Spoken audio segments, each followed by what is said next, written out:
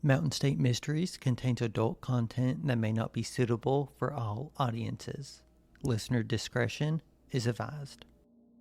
I'm your host, Mark, and this week I have an update for you on a case that we covered in Season 1 of Mountain State Mysteries. I know you're probably wondering where Courtney is, but this week I'm on vacation and I knew I had to bring you the newest updates on the case of Judy Petty from Parkersburg, West Virginia.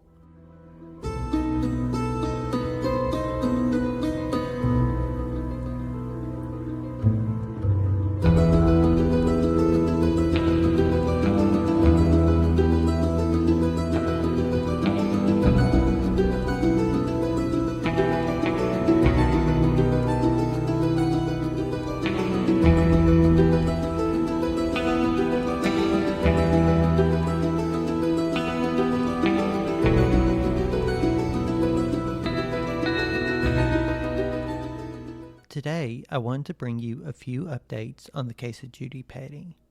Here's a quick recap on Judy's case before I get into the updates. On Wednesday, February 6, 2008, around 5 p.m., 48-year-old Judith Petty, who also went by Judy, left her grandmother's house to return a book and some DVDs to the local library. Instead of driving, she decided to walk the 7 miles to the Wood County Library. By 8 p.m., when Judy had not returned, her family started to worry. The Petty family contacted the local police department and started a search of their own. Sadly, that night, they couldn't find Judy.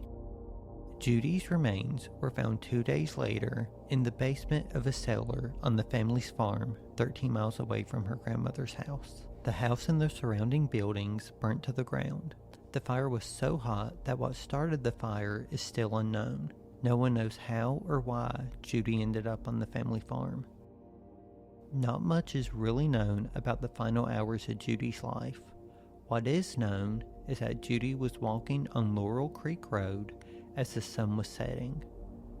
Everyone knew that Judy loved to walk and that she preferred it over driving even though she had a car. Her family knew that she didn't have her cell phone and that she was a diabetic. They were afraid that she had a hypoglycemic attack without any way of contacting them. Around 10 p.m., Judy's family contacted the Parkersburg Police Department to file a missing persons report. They were told that they could not make a report until it's been 24 hours. So with her family being told that, they decided to go out on their own and search for Judy. Her father basically knew that it was a direct route to the family farm, so he concentrated his search to the east. He drove by the farm and stopped, but he didn't notice anything out of place at the gate.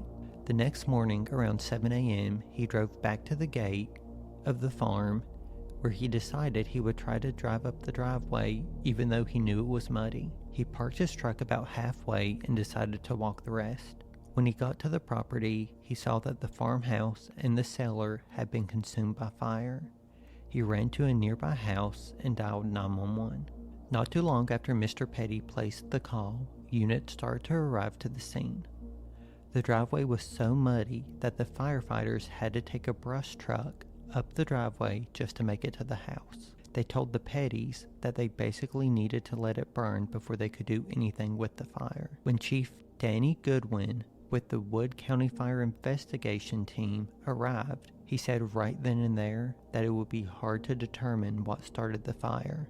On February 9th, they started to search the grounds for any sign of Judy. When they made it to the cellar, they found the burnt remains of Judy curled up in the corner just at the bottom of the steps.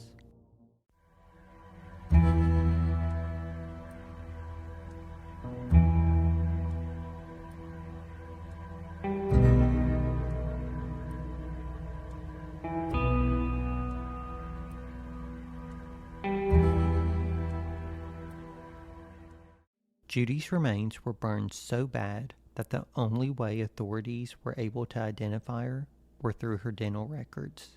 Judy's autopsy showed that there was no carbon monoxide in her lungs, showing the medical examiner that she was dead before the fire even started.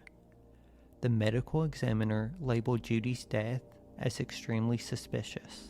There isn't too many witnesses who saw Judy walking that night. However, there were a few who saw her.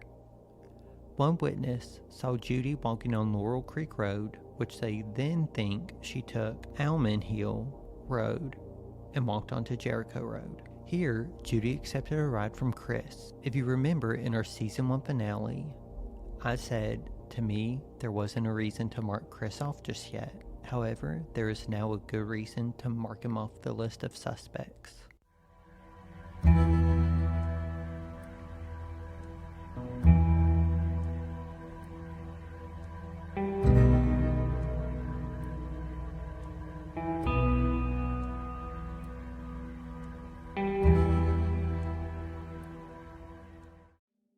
In today's update, there is more information and a couple new suspects being added to the list. The first one is Mitchell Wright.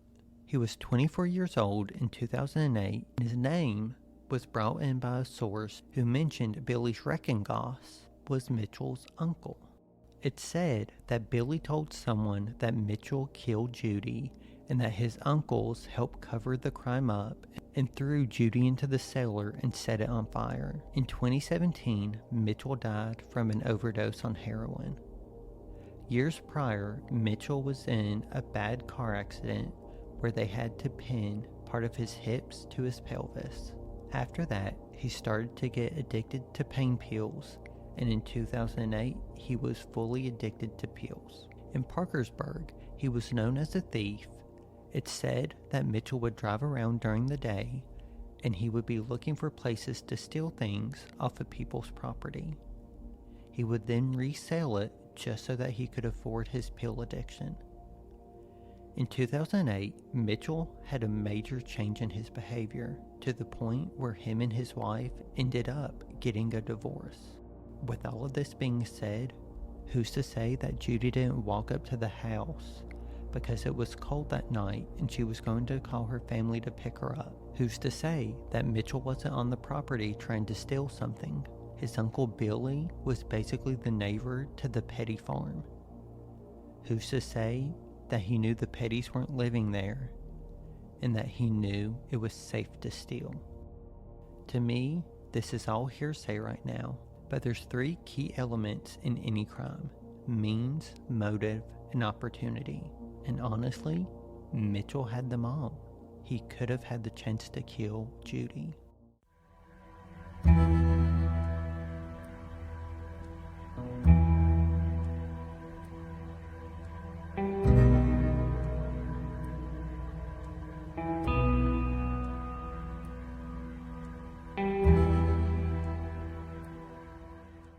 The second name that has been brought up is one I've already mentioned in this episode: Billy Schreckengoss. Billy lived 0.5 miles from the Petty farm. From Billy's farm, you can get to the Petty farm by some trails through the woods. It's said Billy also had a crush on Judy and her sister, so the Petty family knew him without him just being a neighbor to their farm. It's said that Billy was also a regular at the Sundance bar. He would also use some drugs, and that he would be fine 1 minute, then too high to function the next. People also said that Billy tried to make LSD in college and that they think it really messed him up. Billy was basically a loner and no one really wanted to interact with him. The Sundance bar closed early the night of Judy's death, and it was said that people remember Billy being there. And maybe he went to go get something somewhere else and ended up walking into the woods to his farm and saw Judy there that night and tried to do something to her and ended up killing her. With this theory, both Judy and Billy knew each other, and Judy was always nice to him. Maybe he realized she was there by herself and tried to take advantage of her.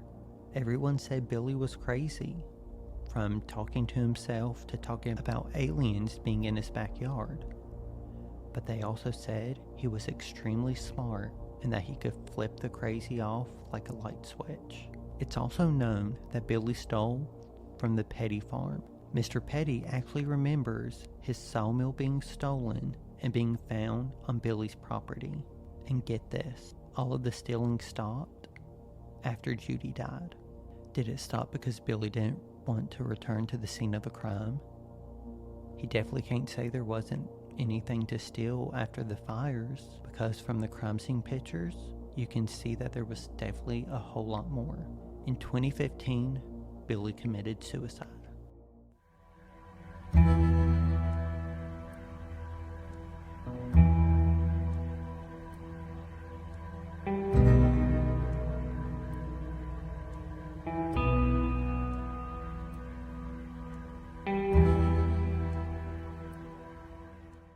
I realize that both of the people I mentioned in this update episode have passed away. I realize I've thrown some of my own theories out there. I also know that law enforcement in Parkersburg are taking another look into this case after people have came forward with these names. To me, these are some of the strongest leads I've ever seen in this case. They could only get stronger from here.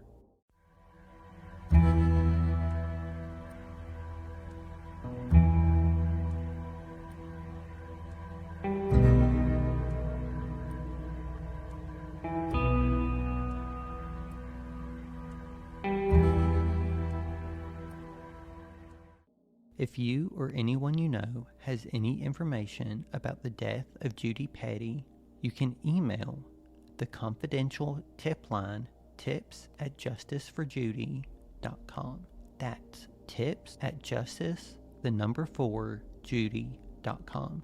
Or you can call the confidential number 224-225-5208. All tipsters are guaranteed confidential. Tips can also be reported directly to the Wood County Sheriff's tip line at 304-834-3909. Stay tuned for our next episode, The Murder of a Matriarch, where Courtney and I will be back to tell you the story of Juliet Buffington Enslow. If you find yourself enjoying Mountain State Mysteries, take a second to follow, download, share, and rate it on your favorite podcasting service. It helps others find good true crime podcasts. Don't forget to follow us on Instagram, Facebook, TikTok, and wherever you listen to podcasts, all at Mountain State Mysteries. For the show notes, check out our website, mountainstatemysteries.com.